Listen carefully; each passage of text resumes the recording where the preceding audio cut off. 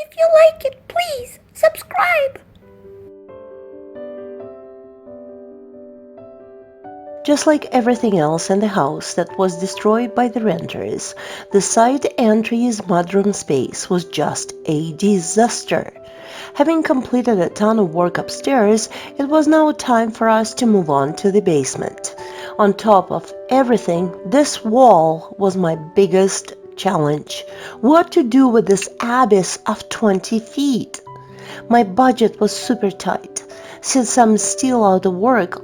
However, I did have some bonus items available, like this antique mirror which came with a rope, and a few packages of unused flooring, a couple of old signs, and a ton of lumber pieces left after many of the projects we have already completed.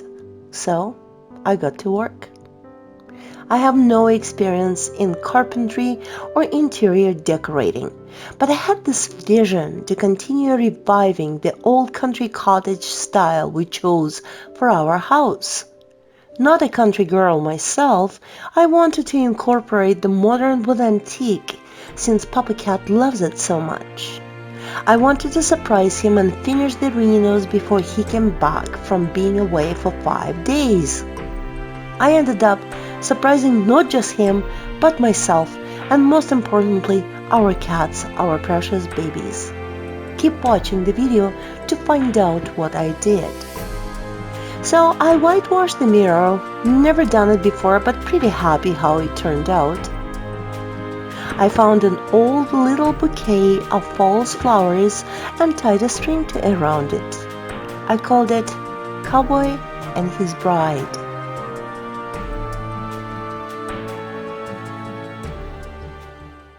With the entry complete, I once again faced the wall.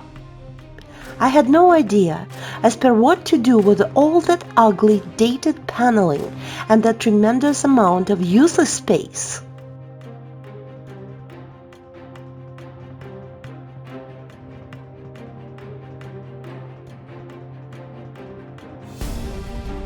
I added some blue to all that brown, orange, and honey. I remembered the cozy country house that my grandmother lived in, and that was just the colors, honey wood and cobalt. At the end of the day, I was staring at that stupid wall, and I just could not figure out what to do with it. But Chuck, little baby Chuck Morris, solved the problem, and just like that.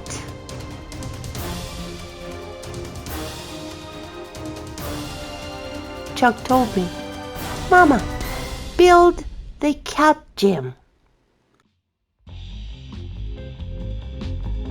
The idea that Chuck suggested was so simple, yet I got so upset I did not think about this earlier.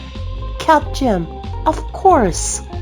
With the coldest winter spell we had in January, when the cats did not even want to do anything with their outside enclosure, 9, being a natural climber, needs his heights. So thanks to Chuck Morris, I got an idea. But I really didn't know how to bring it to life. I watched some of the do-it-yourself videos, but quickly realized that my budget will not bring me even remotely close to the result featured in them. After all of the extra expenses, I only had $110 left. I went to the local hardware store to ask for some advice. I sketched my idea, and when I presented it to them, they loved it so much, they spent the whole hour with me, helping me choose the right materials, screws, and all other little things. I came home so excited. I worked all night. I was making sure the House of Cats was really standing up to its name.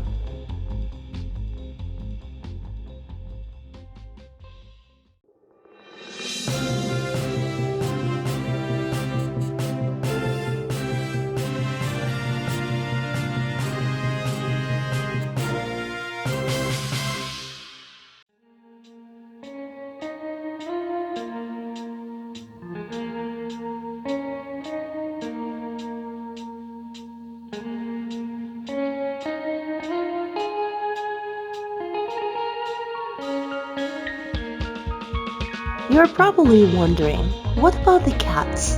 What was their reaction? Well, stay tuned for the part 2 to find out. Thank you for watching.